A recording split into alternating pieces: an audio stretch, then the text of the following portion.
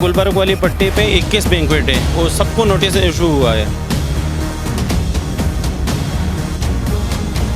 हमें ये कहा गया है कि आप जो है 7 दिन के अंदर अंदर इसको बंद कर दें। असल में जिम्मेदार तो वो लोग हैं जिन्होंने ये चीज़ें पहले बनने दी, और ये पूरी कराची में बनी हुई हैं और परमिशन दे दी। अब हर चीज़ बन गई, लोगों के रोज़गार लग गए और अब उनको हर चीज़ याद आ रही है कि अब ये गलत बन गया। जितने भी बैंक्वेट वाले हैं सबके पास सिंध हाई कोर्ट का स्टे मौजूद है। हम इस पे जो है ये अगर कुछ इक़दाम करते हैं तो हम भरपूर एहतजाज करेंगे इस पे। अस्सलामुअलैकुम, मैं हूँ फातिमा अख्तर। इस वक्त मैं मौजूद हूँ कराची के इलाके वाटर पंप और जो कैफ़े प्याला के दरमियान जो रास्ता है जो कि गुलबर्ग का भी रास्ता कहलाता है, मैं वहाँ मौजूद हूँ। और SBCA की जानिब से यहाँ पर जो 21 बैंक्वेट्स मौजूद हैं जो कि कई सालों से बने हुए हैं, तकरीबन 20, 25, 30, 35, 40 सालों से यहाँ पर कायम है, उनको एक नोटिस जारी किया गया और ये कहा गया है कि जो आपने बैंक्वेट बनाया हुआ है, जो आपका कारोबार चल रहा है, वो एक रेसिडेंशियल प्लॉट पे बना हुआ है। और मैं आपको ये बता दूं कि ये एक एक प्लॉट 600 गज का है और यहाँ पर आप जो बैठे हैं अपना कारोबार चमका रहे हैं वो गलत बैठे हुए हैं। तो 6 अक्टूबर जो कि गुजर चुकी है और नोटिस दिया गया कि आप खाली कर लें, अपना साजो सामान निकाल दें। उसके बाद SBCA जो है वो भरपूर कार्रवाई करेगी और इन तमाम तर बैंक्वेट्स को मसमार कर दी गई है। सवाल ये उठता है कि सिर्फ यहाँ पर बैंक्वेट्स ही नहीं, दीगर कारोबार भी हैं जिनमें स्कूल्स, ट्यूशन सेंटर्स, बड़े बड़े CNG स्टेशंस और दीगर कारोबार यहाँ पर हो रहा है। उनको क्यों नहीं नोटिस दिए गए?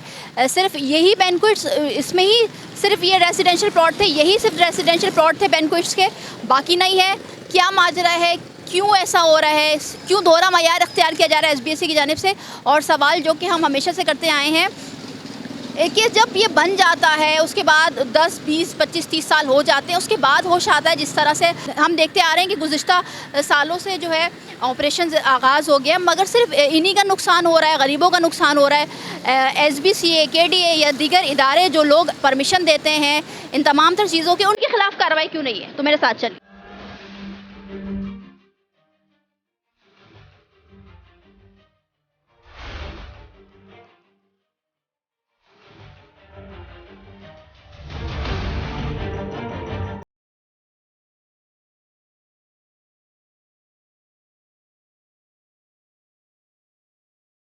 तो हमारे साथ एक मैनेजर हैं एक बैंक्वेट के, हबीब साहब, उनसे बात करते हैं और जानते हैं कि 6 तक नोटिस दिया गया, 6 अक्टूबर तक, और फिर उसके बाद इनकी जानिब से इन तमाम हॉल बैंक्वेट्स वाले जो हैं उनकी जानिब से क्या इक़दाम किए गए। अस्सलाम वालेकुम सर। जी वालेकुम अस्सलाम। ये जो 6 अक्टूबर तक SBCA की जानिब से आप लोगों को नोटिस जारी किए कि आप लोग हॉल बैंक्वेट्स जितने भी हैं वो खाली कर लें, इसके बाद इसके ख़िलाफ़ ऑपरेशन होगा, तो आप लोगों की जानिब से क्या इक़दाम उठाए गए?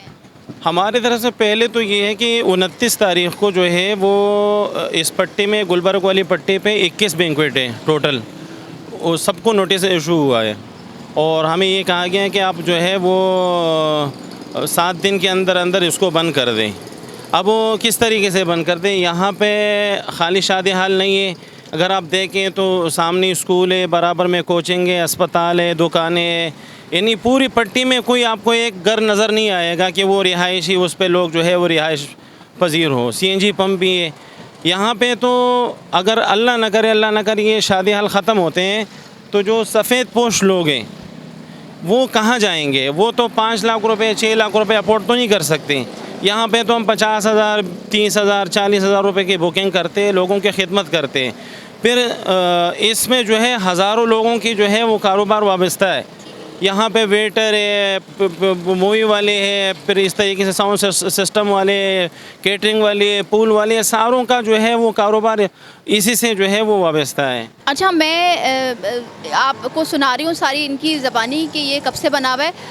हम अंदर चल के भी दिखाते हैं। ये 600 गज पे बना, 600 गज पे बना है। ये जो सारी चीज़ें हैं ये कमर्शियल नहीं है, ये रेसिडेंशियल प्लॉट है।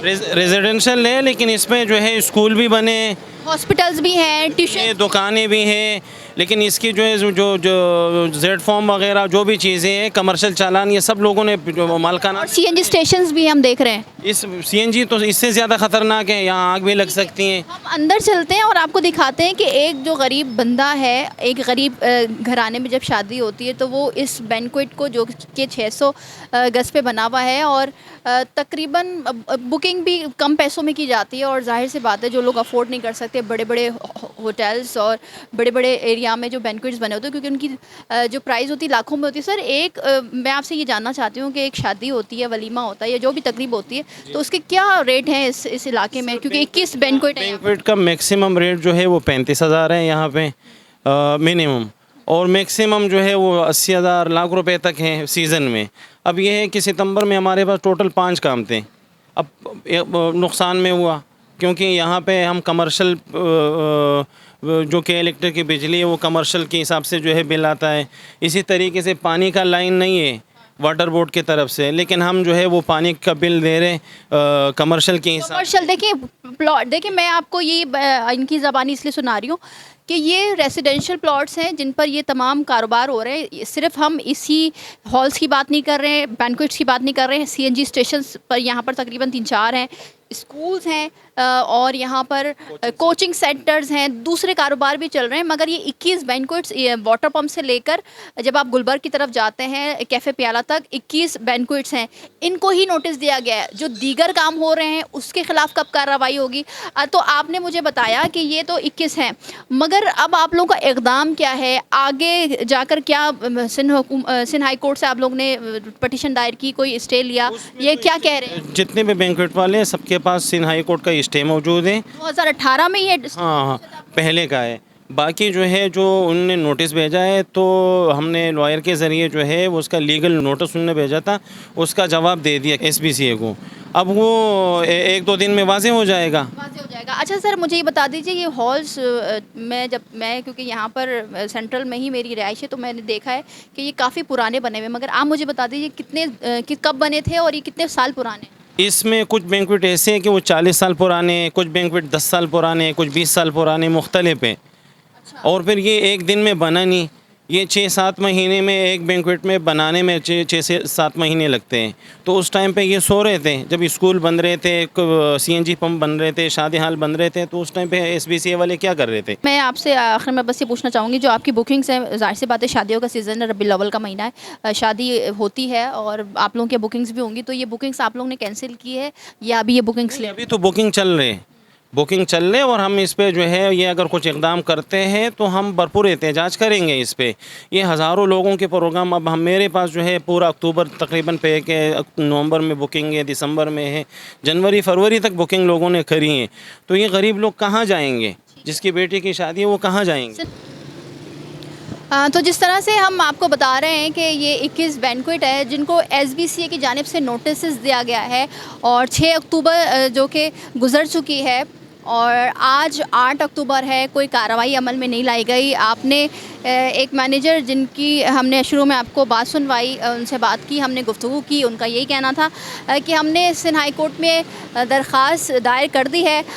उनका एक पॉइंट जो कि बहुत वैलिड लगा और ये जो बात जो कि दोहरा मयार इख्तियार किया गया, मैं आपको इस तमाम रोड की जो कि रेसिडेंशियल है जिस पर कमर्शियल एक्टिविटीज़ हो रही हैं, इनमें बैंक्वेट्स ही नहीं, हॉल्स ही नहीं, देख सकते हैं आप यहाँ पर इलेक्ट्रॉनिक्स की दुकानें भी हैं, सर्विस CNG स्टेशंस भी मौजूद हैं, बड़े बड़े स्कूल, मेट्रोपॉलिटन स्कूल और दीगर स्कूल्स भी मौजूद हैं और ये जो पूरी रोड जा रही है इस पर इस दोनों पट्टी को कमर्शियल एक्टिविटी के तौर पर लिया जा रहा है। तो आप ये देख सकते हैं कि कुछ घर वो जो कि बहुत चंद घर हैं, बाकी तमाम इस रोड पर भी उल्टे हाथ पर मेरे और सीधे हाथ पर सिर्फ ये बैंक्वेट, ये हॉल्स ही नहीं बने हुए, बाकी बहुत सारी एक्टिविटी हो रही है।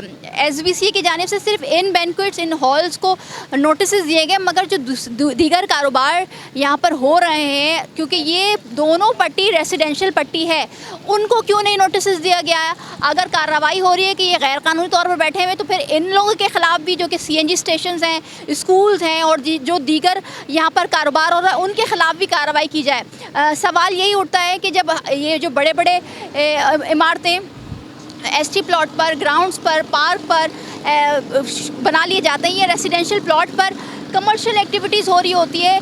इसमें इदारे भी मुलविस हो रहे होते हैं, क्योंकि जो टैक्स और जो बिल और जो पानी की कनेक्शन आ रही है, बिजली की कनेक्शन आ रही है, वो कमर्शियल के हवाले से ही पैसे लिए जाते हैं। बिल की अदायगी कमर्शियल यूनिट्स जो आ रहे होते हैं वो इसी हवाले से ही आ रहे होते हैं, यूनिट्स, कमर्शियल यूनिट्स आ रहे होते हैं। तो उन इदारों के ख़िलाफ़ कार्रवाई क्यों नहीं की जाती है? जो हमारे चीफ जस्टिस साहब थे रिटायर्ड गुलजार अहमद साहब, उनकी जानिब से ये वाज़ेह अहकाम दिए गए थे एडमिनिस्ट्रेटर मुर्तज़ा वहाब साहब को कि आप ये जो कराची में पार्कों पर कब्ज़े हैं, जो कमर्शियल एक्टिविटीज़ हो रही है, इदारों को उन्होंने अहकाम दिए थे, ये सब ख़त्म करवाएं। मगर हम ये देख रहे हैं कि एक बार फिर से ऑपरेशंस का आगाज़ तो हुआ है, मगर इसमें भी दोहरा मयार किया जा रहा है। ये नोटिस तो दे दिए गए हैं, अब कार्रवाई कब अमल में आएगी या क्या होता है ये तो वक्त ही बताएगा।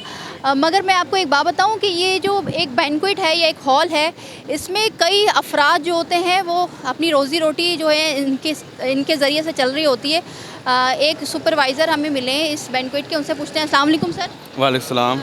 नोटिस तो मिल गए हैं, ये कार्रवाई कब होती है? और क्योंकि हमने सुना है कि सिंध हाई कोर्ट भी आप लोग गए, तो क्या कहना चाहेंगे? सिर्फ आप ही लोग ही नहीं बैठे हुए इस रेसिडेंशियल पे, और भी कारोबार हो रहा है, सीएनजी स्टेशन है, तो क्या कहेंगे? देखिए यहाँ पे कोचिंग सेंटर भी हैं, यहाँ आपने पूरी पट्टी विज़िट की होगी, तो सिर्फ यहाँ पे शादी हाल नहीं है, यहाँ पे सीएनजीज़ भी बने हुए हैं, कोचिंग सेंटर भी हैं, स्कूल भी हैं, और बहुत सारी चीज़ें ऐसी हैं जो चल रही हैं। तार भी बना हुआ है, इलेक्ट्रॉनिक्स की। कोई सिर्फ शादी हाल नहीं है यहाँ पे। और दूसरी बात ये कि यहाँ हमारे जितने भी हाल हैं, शादी हाल हैं, ये ऑलरेडी स्टे पे हैं सिंध हाई कोर्ट में।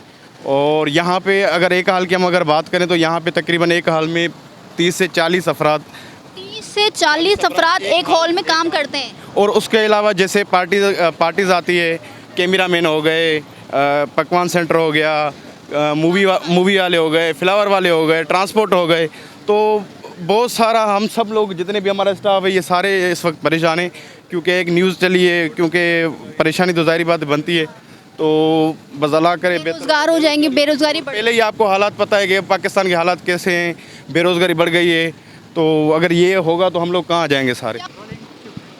तो जिस तरह से आपने देखा, हमने हॉल के मैनेजर्स और सुपरवाइज़र से भी बात की और उनकी गुफ्तगू आप तक सुनाई कि एक हॉल में, एक बैंक्वेट में तकरीबन 35 से 40 अफराद यहाँ पर से रिस्क ले रहे हैं, अपनी फैमिली का पेट पाल रहे हैं। सवाल ये होता है कि एसबीसी की जानिब से सिर्फ इन्हीं 21 बैंक्वेट वालों को क्यों नोटिस जारी किए गए? दोनों रोड जो है वो रेसिडेंशियल है और कई कारोबार हो रहे हैं, जिसमें हमने आपको दिखाया कि स्कूल्स हैं, सीएनजी स्टेशन है और दीगर कारोबार हो रहे हैं। उनको क्यों नहीं रोका जा रहा? उनके खिलाफ कार्रवाई क्यों नहीं की जा रही? उनको क्यों नोटिस नहीं दिए गए? तो ये सवाल मैं आप तक रख रही हूँ, क्यों ये दोहरा मयार इख्तियार किया जा रहा है इदारों की जानिब से? और सवाल ये भी है कि जब ये गैर कानूनी तामीरात हो रही होती हैं, गैर कानूनी काम हो रहे होते हैं, तो तब इदारे क्यों मुलविस होते हैं? इदारों में मौजूद काली भेड़ें इनको क्यों सपोर्ट करती हैं? उस वक्त कार्रवाई क्यों नहीं की जाती है?